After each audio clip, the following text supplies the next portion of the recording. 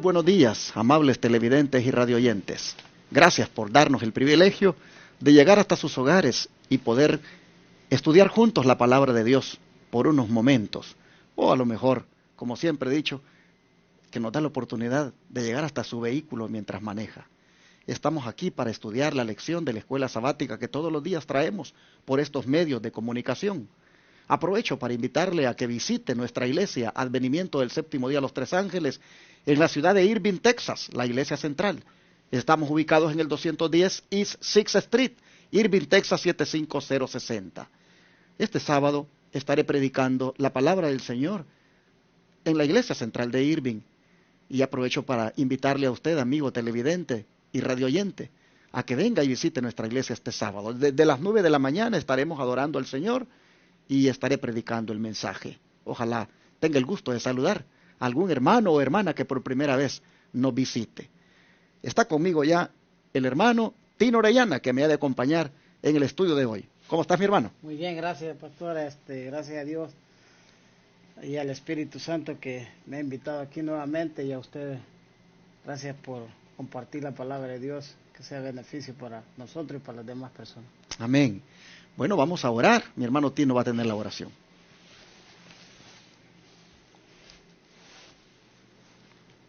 Oramos.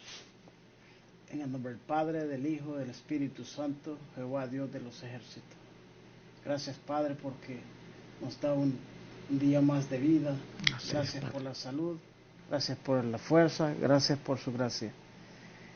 Y a ustedes, gracias, Espíritu Santo, porque siempre está con nosotros, proveyendo todo lo que necesitamos.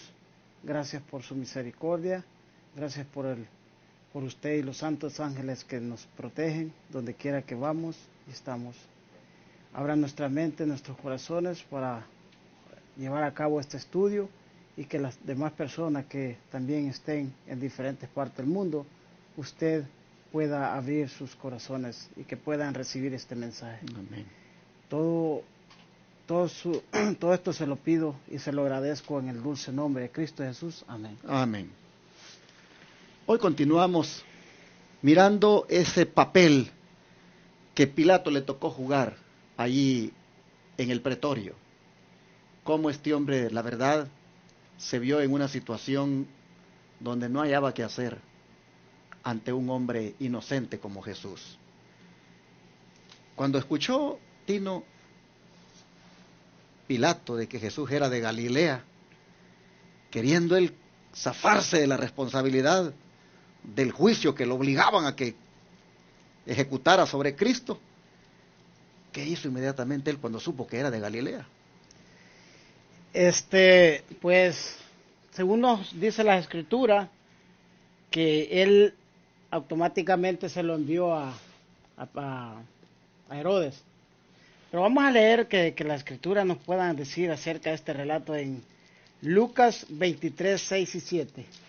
Dice así: entonces Pilato, al oír de Galilea, preguntó si el hombre era Galileo, y luego que supo que era de la jurisdicción de Herodes, le remitió a Herodes, que también estaba en Jerusalén en aquellos días. Y Herodes, viendo a Jesús, se gozó mucho, pues hacía mucho que deseaba verle, porque había oído de él muchas cosas y tenía esperanza que le viera hacer algunos milagros. Esto lo encontramos en Lucas 23, 6, 7. ¿Qué te parece, hermano Tino, la jugada de Pilato de querer quitarse la responsabilidad de enjuiciar a Cristo mandándolo a Herodes? ¿Te parece que Pilato estaba luchando consigo mismo en cuanto a pues no querer cargar con aquella culpa? Pues él quería ser liberado de esa culpabilidad, porque pues si vemos a veces voy a poner esta historia, lo voy a mover aquí a veces para nuestros tiempos. Hay personas que pasan con remordimiento por mucho tiempo y no son felices. Entonces él quería quitarse de todo eso, me imagino. Ahora, pero Tino dice aquí que lo envió a donde Herodes porque escuchó de que Jesús era de Galilea. Pero realmente Jesús se crió en Galilea, Ajá. pero no era de Galilea. No era. Él nació en Belén. Sin embargo, la mayor parte de su ministerio la desarrolló allá, ¿verdad? En la zona norte de Israel, allí en Galilea, y pues en ese tiempo estaba bajo el mando de Herodes. Ahora, ¿cómo dice el espíritu de profecía que realmente pues estuvo Pilato luchando con esa decisión? ¿Cómo nos cuenta el deseo de todas las gentes? Dice el deseo de toda la gente, página 676, dice, en este momento Pilato no tenía la menor idea de condenar a Jesús. Sabía que los judíos le habían acusado por odio y perjuicio. Sabía cuál era su deber. La justicia exigía que Cristo fuese libertado inmediatamente, pero Pilato temió la mala voluntad del pueblo. Era bien cobarde, ¿verdad? Sí, era bien cobarde. Sí. Si se negaba a entregar a Jesús en sus manos, se produciría un tumulto y temía afrontarlo. Cuando oyó que Cristo era de Galilea, decidió enviarlo al gobernador de esa provincia, Herodes, que estaba entonces en Jerusalén. Haciendo esto, Pilato pensó traspasar a Herodes la responsabilidad del juicio. También pensó que era una buena oportunidad de acabar con una antigua rencilla entre él y Herodes. Y así resultó. Los dos magistrados se hicieron amigos con motivo del juicio del Salvador. ¿Se imagina cómo el enemigo obró con esta gente, verdad? Que eran archienemigos. Y por la muerte de Jesús se hicieron amigos para acusarlo. Los líderes religiosos también no se tenían que unir con el Estado y también estaban ahí por querer acusar a Jesús. Bueno, pues imagínate que fariseos y saduceos tampoco se llevaban. No se llevaban. Y en esta ocasión estaban juntos. Siempre Satanás va a obrar así, de que sectores antagónicos el uno con el otro, pues cuando hay intereses comunes, los va a juntar para ir en contra del inocente. Esto nos debe a nosotros hacer pensar, pues en los últimos días, cómo también vamos a mirar esas uniones de sectores que tal vez hoy por hoy, bueno, ya lo estamos mirando. Mira, por ejemplo, el protestantismo con el catolicismo. Cuando se había visto que los luteranos, por ejemplo, iban pues, a estar tan de la mano con el catolicismo ahora, con el papado. Y tú los ves, como esos antagónicos están prácticamente juntándose. O, por ejemplo, los musulmanes con los católicos igualmente eran antagónicos y ahora pues allí juntos. Y así nosotros vemos que el enemigo, cuando él tiene un plan, él junta a los que han sido enemigos. Y aquí lo vemos en el caso de Pilato y Herodes. Fíjense que le voy a contar algo.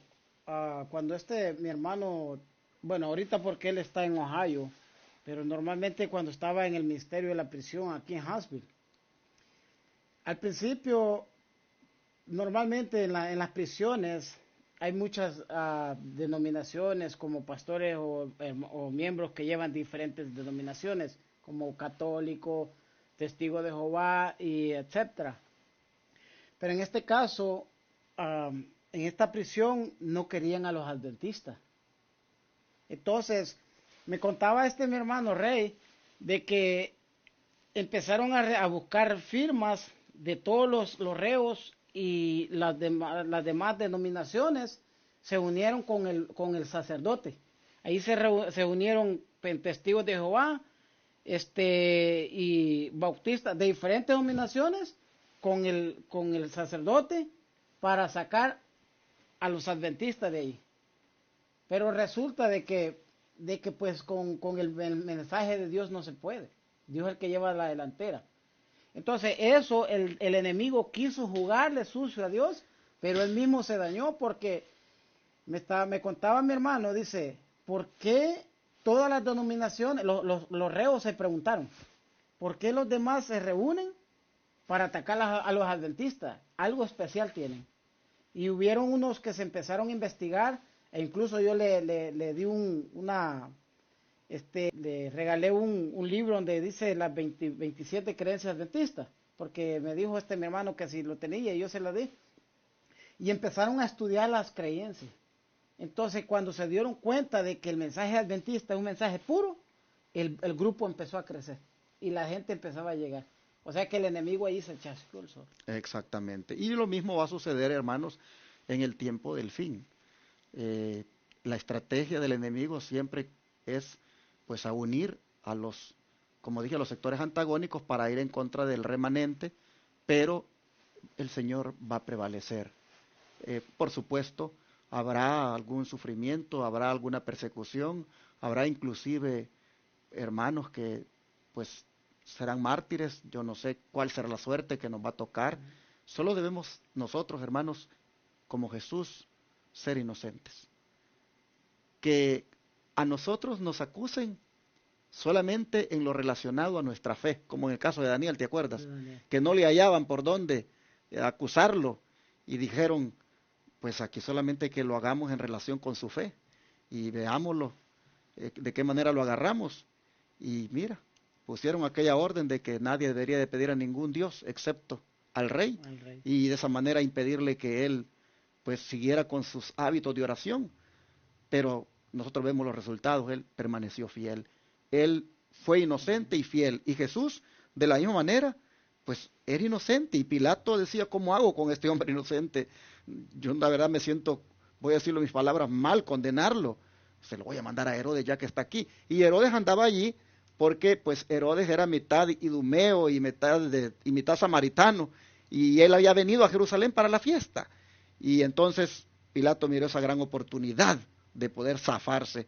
Pero hay una palabra aquí, Tino, que quiero que destaquemos. En las primeras 2 líneas está, dice, en este momento Pilato no tenía la menor idea de condenar a Jesús. Sabía que los judíos le habían acusado por odio y prejuicio. Quiero destacar esta palabra, prejuicio, porque esta debilidad que tenían los dirigentes religiosos, lamentablemente sigue hoy en día manifestándose en la vida de muchos creyentes, el prejuicio. Y voy a leer una declaración aquí del libro Consejo para la Iglesia.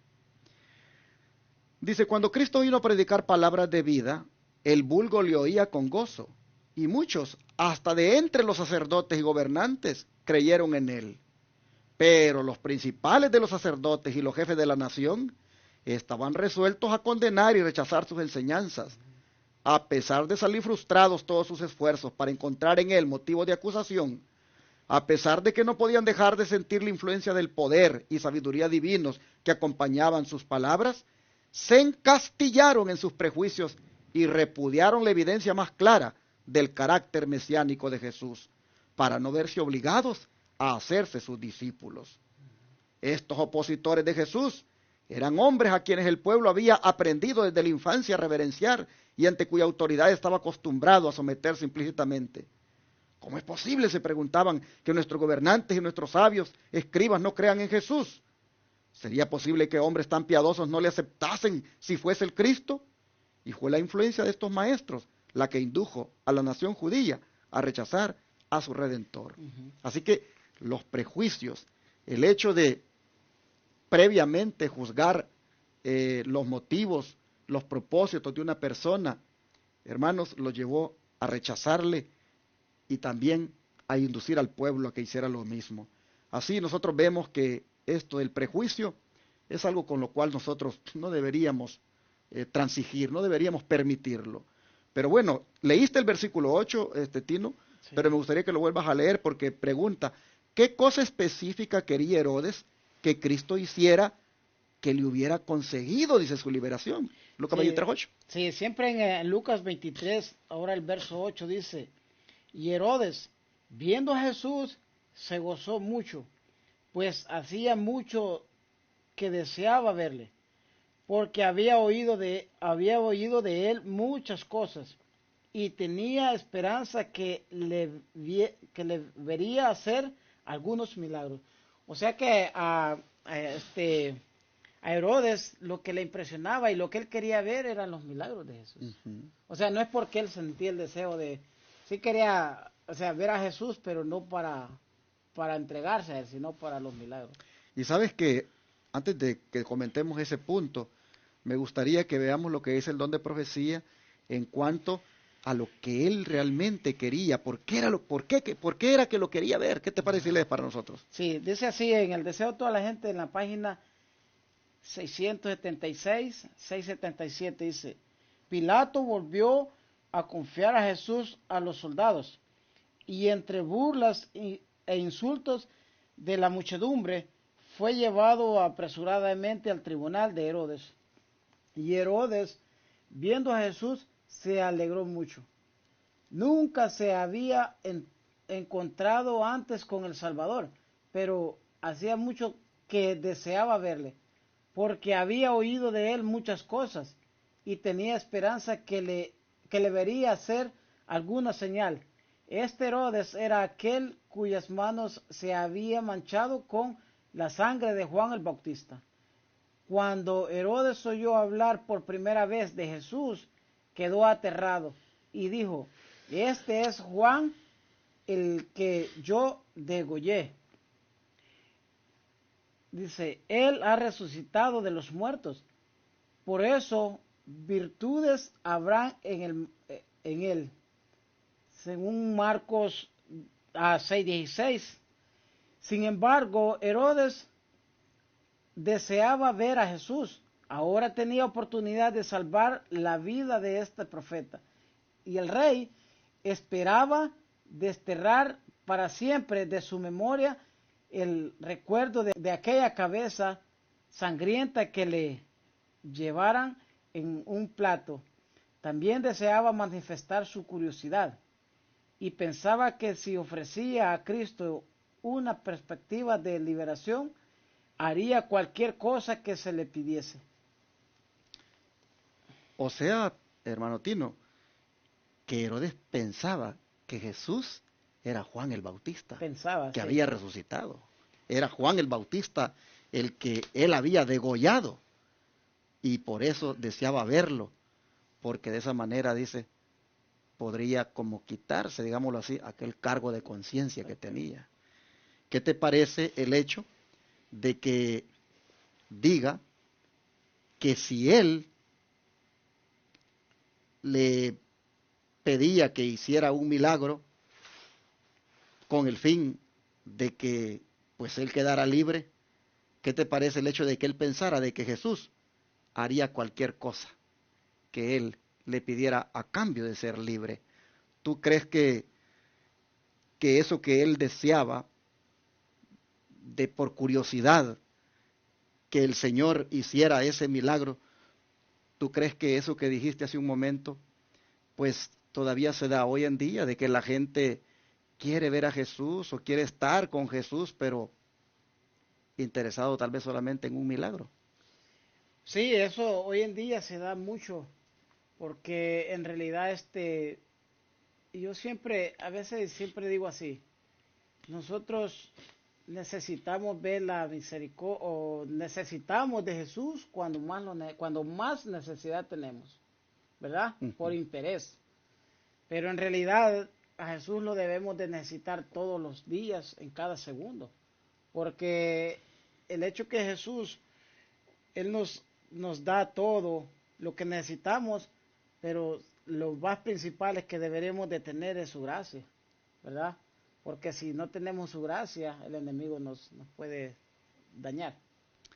Hermanos y hermanas, nosotros miramos aquí a Herodes solamente interesado en los milagros de Cristo, pero no en aceptar a Cristo como su Salvador, ni mucho menos en que Cristo obrara un cambio en él. Y nosotros tenemos que tener mucho cuidado en no actuar como Herodes, solamente en querer beneficiarnos de los milagros de Cristo. Ahora note, Herodes quería que Jesús hiciera milagros para que de esa manera él lo pudiera librar, porque también Herodes miraba inocencia en Jesús. Pero, detrás de eso, Tino, ¿quién estaba? ¿Quién estaba detrás de Herodes al decirle, mira, es un milagro y aquí te dejo libre? El enemigo estaba detrás de todo esto, y quien dominaba a Herodes pues era Satanás, porque sabe que si leemos más la historia bien, dice que Jesús, él no siempre callaba, ¿verdad? Entonces, por ciertos momentos como que no escuchaba. ¿Por qué? Porque sabía, pues él ya conocía los intereses del enemigo. ¿Y te acuerdas tú desde cuándo el enemigo venía tentando a Cristo para que hiciera milagros en su propio beneficio? Cuando Jesús fue llevado al desierto, ¿Qué le dijo el diablo ahí? le dijo, si tú eres el Hijo de Dios, convierte esta piedra en pan. Un milagro para su propio Para beneficio. su propio beneficio. Entonces, aquí nosotros vemos a Satanás. Bueno, la sierva del Señor dice que Satanás se preparó, dice, para estos días. Él sabía que era su último round, digámoslo así. Y aquí vemos a Satanás prácticamente en la persona de Herodes, volviendo a proponerle a Cristo que haga un milagro en su propio beneficio, para que quede libre. Prácticamente repitiendo lo mismo que allá en el desierto hizo. Yo quiero leer para ustedes, hermanos, lo que esté escrito en el libro Cristo Nuestro Salvador, página 38. Dice, cuando Satanás se presentó por primera vez a Cristo en el desierto, revestía la apariencia de un ángel de luz y se daba por mensajero del cielo. Y le dijo a Jesús que no era la voluntad de su Padre que sufriera hambre, que bastaba con que mostrara su buena voluntad para sufrir. Cuando Jesús sentía los más agudos tormentos del hambre, Satanás le dijo, si eres hijo de Dios, manda que estas piedras se hagan panes. Pero el Salvador había venido para llevar una vida que nos sirviera de ejemplo y tenía que sufrir como nosotros. No debía hacer milagro alguno en provecho suyo. Todos sus milagros los debía hacer en beneficio de los demás. Así que le contestó a Satanás, escrito está, no solo de pan vivirá el hombre, sino de toda palabra que sale de la boca de Dios.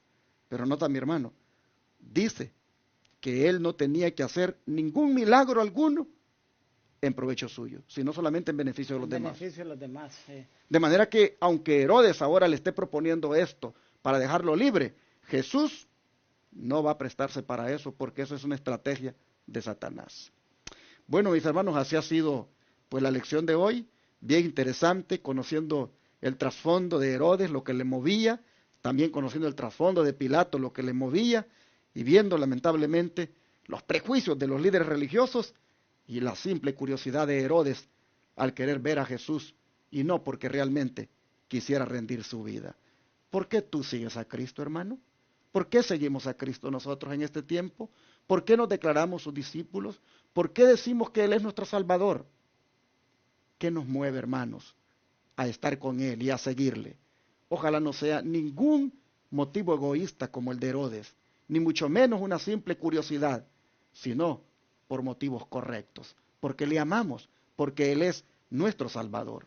¿Qué les parece si oramos y le pedimos al Señor que elimine todas estas cosas negativas que Herodes manifestó, como igualmente la de Pilato al querer solamente hacer la movida política allí, como también pedirle al Señor que nos quite los defectos de carácter de los líderes, como fue el odio y el prejuicio que manifestaron?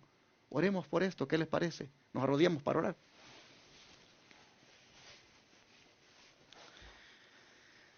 Bendito Dios y Padre, nosotros vemos ahora también este otro protagonista de la última escena de la vida de Cristo, como lo es Herodes, quien aparece aquí para ser instrumento de Satanás y hacer propuestas con el fin de evitar que Jesús llegue hasta la cruz, con el fin de que la senda hacia la cruz se vea detenida, se vea estorbada. Ah, Señor, pero como veremos mañana y en los días que restan, la actitud de Cristo fue más que ejemplar.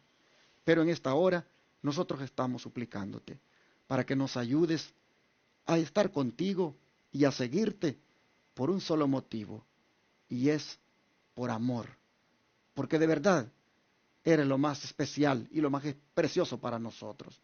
Señor, nunca estemos detrás de ti por milagro solamente, porque la curiosidad nos lleve a querer ver qué nos puedes hacer, no, sino que seas como te dije, porque te amamos. Ayúdanos, Señor, también a eliminar de nuestra vida con el poder tuyo esos prejuicios que a veces tenemos hacia nuestros hermanos o hacia cualquier persona. Te rogamos, Señor, que nos cambies, que nos elimines el orgullo y el prejuicio que tengamos ahora y nos dé, Señor, un carácter semejante al tuyo. Te lo suplicamos en el nombre de Jesús. Amén.